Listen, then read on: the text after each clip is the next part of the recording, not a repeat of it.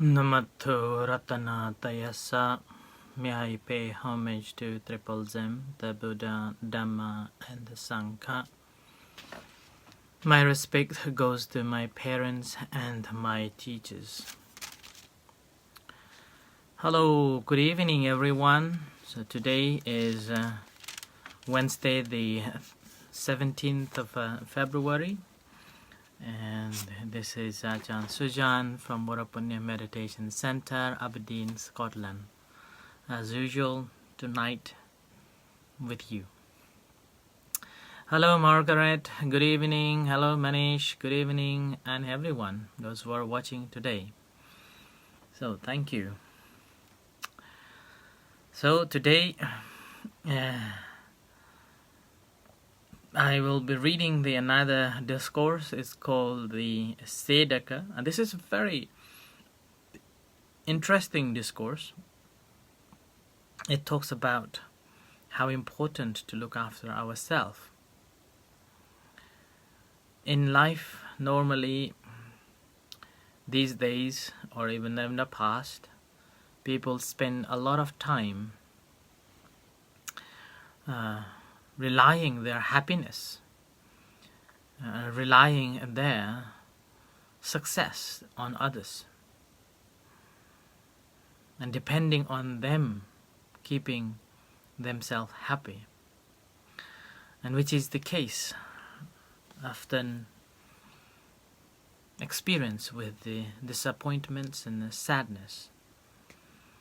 I've heard so many stories that their parents or father and mother normally supports the children, hoping that one day they will look after back.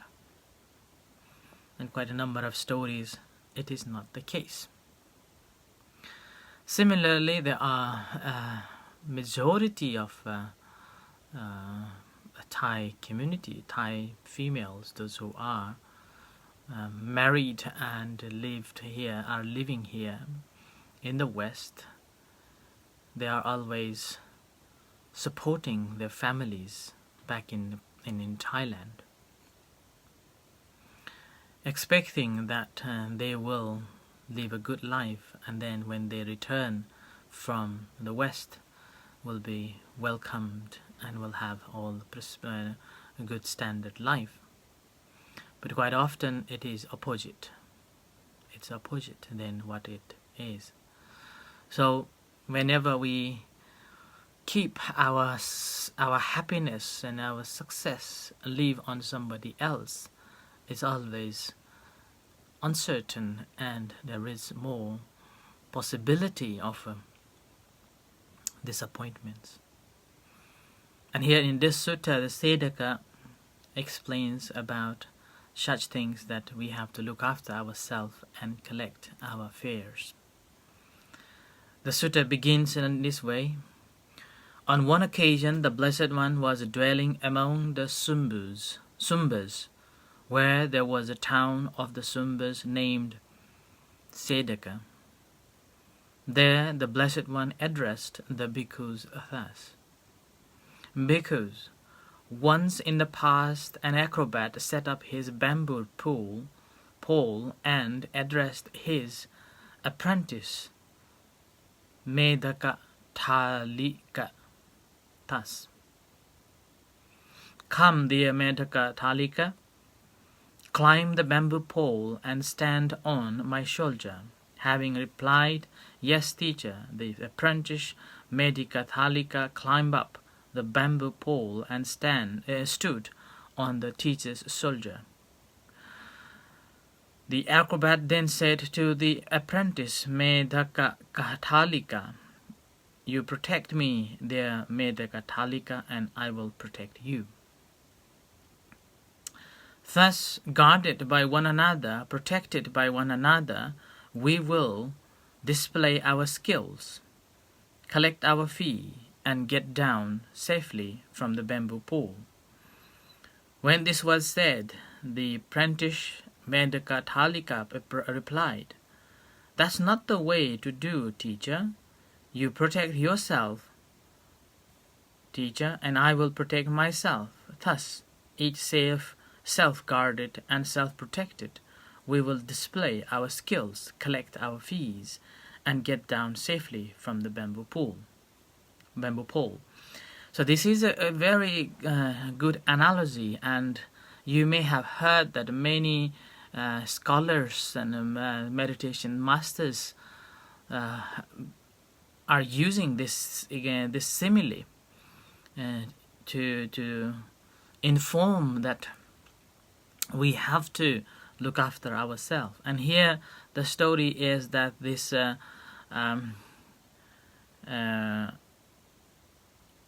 acrobat, a pair of acrobats, they are displaying this soul, and it appears that this the apprentice Medaka Talika, the Medaka Talika, although appear to be a female, but the stories is a man. He was told by his teacher that stand on his shoulder and then perform and look after. So the teacher was saying that you look after me and I will look after you, and that's how we will perform the entire show and then collect our fees. And then the apprentice replied, saying that, oh, this is not how it will work. It is not the way. We should protect one another by ourselves. Only then we can perform properly. And obviously this is quite interesting teachings. That we have to know ourselves properly before we are thinking of protecting others. And plenty of stories that we come across, we rely on our happiness on somebody else. Even our partners, normally they leave their happiness onto the next partner, thinking that as long as he or she is with me, I am happy. Like that. So, but that is not how it works. So then that simile, Buddha further said that that's the method there, the Blessed One say. It's just the apprentice said to the teacher, I will protect myself, because thus should the establishment of mindfulness be practiced. I will protect you or others, because thus should the establishment of mindfulness be practiced. Protecting oneself, because one protects others. Protecting others, one protects oneself. So that's why this teaching is so important. And here saying that a person who practices the establishment of a mindfulness, for establishment of a mindfulness, basically he or she is protecting herself or himself. And with that protection, he or she is also protecting others. And with that, as one is practicing in accordance with the establishment of four foundations, that's why he or she also protecting others. And by protecting others, they are also protected. Yeah? So this is the teachings. And here, the reason behind is that a person who is practicing in accordance with the four establishment of a mindfulness, he will never do things that is harmful, unskillful, which that person may have to regret in the future. That person may have to repent on what he has or she has done. So that's why practice of a mindfulness meditation is basically keeping you in a safe space, protecting yourself from any violation. So that's why the Buddha said in Anguttara Nikaya as well, that practice of a meditation is to learn to know things what should be known, learn to abandon things that should be abandoned, and learn to cultivate or develop things that you have to develop for the good and happiness in this life and in the future lives. And then the last one is things that one should realize in this life. And when we talk about things that one should know, and that is knowing our own self. Knowing our own self. And if I ask you, how do we know ourselves? How do you know yourself? Is it by name? Or is it by your country? Or is it by your ethnicity? What? So, it's open. Can you type? Answer. How do you look after yourself? How do you know yourself? And the first one is, how do you know yourself? Second is, what we should abandon. And the third is, what we should cultivate. And the fourth is, what should we realize. Now, so you can give answer 1, 2, 3, 4. Number 1, what is to know? What is to know? Second is, what is to abandon? Third is, what is to develop? Fourth is, what is that we should realize. How I feel my energy. Okay. So that is how you know yourself. Yvonne? So anyone else? How do you know yourself? I think I have mentioned about who you are, or who are you. How do we know oneself? And that's knowing. The first one is a knowing. What to know. Second is what to abandon. Third is what to cultivate. And the fourth is what to realize.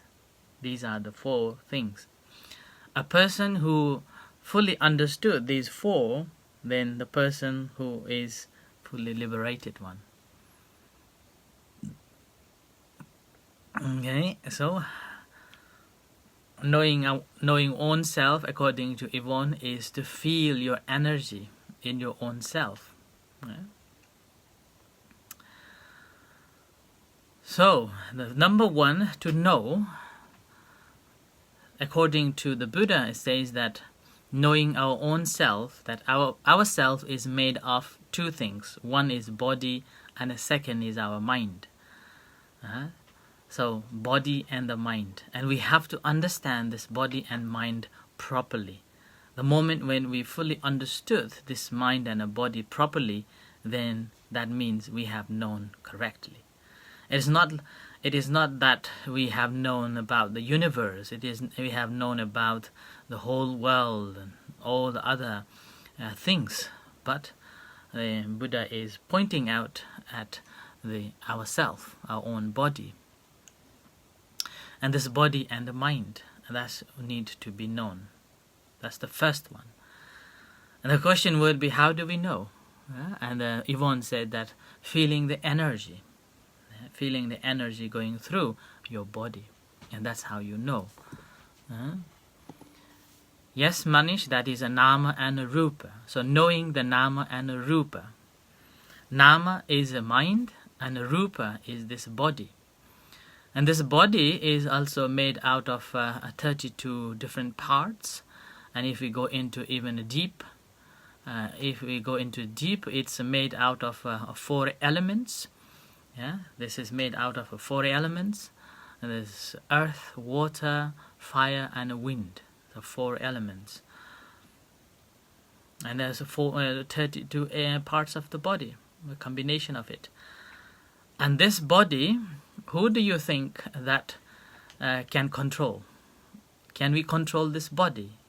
Can we order this body? Is it yours? Is it our body? Right? Anyone? Is it our body?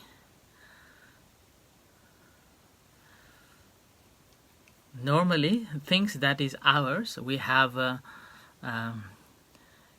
power over it. It's like a boss over the slaves. Whatever they want, they can order and to be. But this body, although we think it's ours, is not ours. It's the natural condition arises, which we cannot order it. It get old, we cannot order this not to be get old. It gets sick, and we cannot order it not to sick. So this body is not belongs to us. However, we live in it, so we have an obligation to look after it. Yeah? So look after this body properly. And the second is a nama. Nama is a mind. And here, mind is again divided into 4 different categories. One is a combination, a mind always combination of 4 things. One is feeling, our feeling is there, perception, and karma formation, and then the consciousness. All 4 are known as the mind. So the qualities of the mind is made out of these 4. Yeah? So that's right, Anish. So we cannot control our body. So our mind also conditioned arises, and that is the thing what we have to know. And this is what we have to know properly in its true nature, not as we want it to be, not by oh, this is Sujan, this face, I normally call it like a massive molecule of meat, a group of molecule that I can move from one place to another. So that is the body, but that not belongs to us. But we have an obligation to look after it. It's like a house that we are in. The house that we are in, we think that is belongs to us, but no. Before we came in, that house was there. Somebody was there. Yeah. Or if you have built new one again at that place, that's not belongs to us. And we live there and we enjoy while we are, and eventually we have to leave it behind. So that is the knowing as they are. That's the first one. And the second, okay, what is that we should abandon? Come on, what things that we should abandon? Okay, I have mentioned the 4 things: to know, to abandon, and to cultivate, and the last one is to realize. Now you can answer 1, 2, 3, 4. Number 1 is already done, which is to know about our body and mind, so ourself. And to know ourselves properly, obviously, we have to practice meditation, as Prativa said. Yeah? Through the meditation, we can understand this mind and the body properly. Actually, practice of meditation, first knowledge one will get is the division of mind and the body. So, things to be abandoned, Karina said, it's a negativity. Okay, anyone else? So, negativities that we should abandon. Okay, anything else on the things that we should abandon? Abandon to do bad things. Okay, yes, abandon to do bad things. That's right. But there are specific words that Buddha used that one has to abandon. And that's number 1 is craving. One has to give up, abandon. Abandon the craving. And then the second one is ignorance, avidya, ignorance. We have to abandon our ignorance. That means we have to learn, and we have to practice, and we have to realize it. Yeah? So, number 2 is to abandoning our craving, greed, yes. So greed, hatred, and delusion, basically. That's the one we have to abandon. And number 3, what we should cultivate.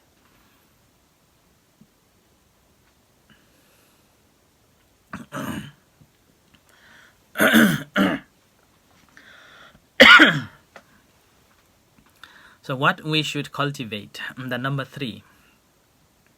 Number 2 is abandoning the greed or craving, and then our ignorance. And number 3, I'm asking number 3, which is cultivate. What we should cultivate.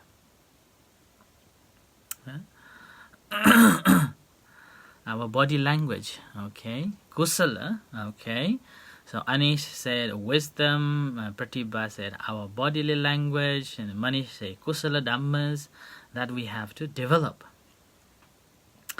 That's right, yeah, that is true. But according to the Buddha's instruction, one should cultivate is the cultivation of, wow, Daniela, love and gratitude. We have to cultivate the love and gratitude. Yvonne, the mind. Karina, love. Wow. Okay. So, they have positive attitude. Margaret, wow, yes. We have to cultivate positive attitude. We have to cultivate love. We have to cultivate love and gratitude. Kusalas, wisdom. Yeah. So, but according to the Buddha's teachings, and these qualities, that positive attitudes, love, kusalas, and wisdom will come if we cultivate our mind. Yeah? So, Yvonne is right that we have to cultivate our mind towards the wholesome. Cultivation of a mind towards the wholesome. That wholesome mind obviously has got the positive attitude and has got the love and gratitude. Okay, so in order to cultivate this, cultivate mind towards the positive or wholesome state, there are two ways to do. One is called the samatha kamathana and vipassana kamathana. So samatha kamathana, what do you mean by samatha kamathana? Anyone knows samatha kamathana? And two types of meditation. So one is samatha meditation, and number two is vipassana meditation. Yeah. So samatha meditation is the technique that calms the mind and away from all the negativities, and that is towards the wholesome state. And vipassana meditation is to realize the truth as they are. So that is the third one that one has to develop. Yeah, that's right. Mindfulness. Yeah, that's right. So that one has to develop. Now let's go to the last one. The last one, I said that one has to realize what things that we should realize. Yeah? Realize the feeling and thinking mind. Okay. So we have to. The last thing is that we have to realize for the realization of things as they truly are, the realization of the truth, the reality. And when we realize this, the present moment, the realization of the present moment is the freedom that one can get. So this freedom, the realization, so the last one is the realization of the truth. Realization is called a vimutti, means the liberation. So realization of liberation is the last one. So in a practice of a meditation, basically we are training to know these all four things. Yes, Yvonne, once we know the impermanence of it, then that means we will be able to let it be and will not have any attachment towards it. We will have no attachment towards any things. That means we liberate it. So these are the four things we have to develop. And once we have developed these four things, then that means we are safe. So we are protecting ourselves from falling into the darkness, falling into the wrong actions, falling into the doing any evil actions. And with that, not committing any unwholesome activities basically means we are protecting others too. Suppose you practice 5 precepts. So what is the 5 precepts? So number 1 is not to kill, not to harm any beings. By practicing the number 1, you are cultivating loving kindness. You are keeping yourself in a safe position, and as well as you are protecting other beings, because you are not killing, not taking their lives. So that's how it works. So that's why practice of a mindfulness meditation is basically you are protecting yourself, falling into the darkness, falling into the negative states, falling into the anxiety and stress. And when you are protected by yourself with the strength and power, that means you are also protecting, and which we can see you don't have to bother anybody else, and then other people also feel safe and happy in this situation. Yeah. Okay. Second one is not to take what's not yours. Yeah, that's right, Margaret. Unfortunately, tonight, although we are having this interaction and quite interesting, I have to stop here. It's nearly the time to the chanting. So thank you everyone for the engagement and all your answers. It's quite interesting, and it's quite good to have the interaction. So yeah, so that we can refresh our own understanding as well as getting more information. So I end here for tonight's reflection, and thank you everyone for engagement and all your answers and interaction. And with this, I end here, and may you all be well and happy. Stay safe, take care, and may the Buddha Dhamma Sangha bless you. And tonight's evening chanting and guided meditation, I won't be there because I'm teaching another this mindfulness learning course. So we'll see you tomorrow. Until then, good night and see you tomorrow.